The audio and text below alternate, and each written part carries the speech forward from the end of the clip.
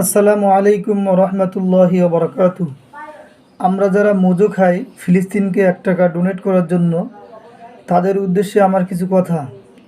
আপনি মোজো খাইলেন আর ফিলিস্তিনকে 1 টাকা দেওয়া হলো, বিষয়টা এমন না। মোজো কেনার পরে কিভাবে টাকা ডোনেট করবেন সে প্রসেসটা আমি আপনাদেরকে দেখিয়ে দিচ্ছি।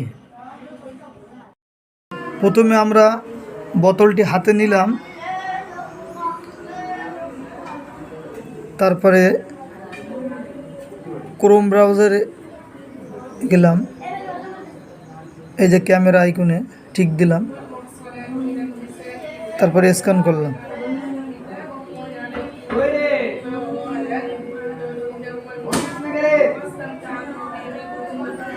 এই যে এদের ওয়েবসাইট চলে আসছে।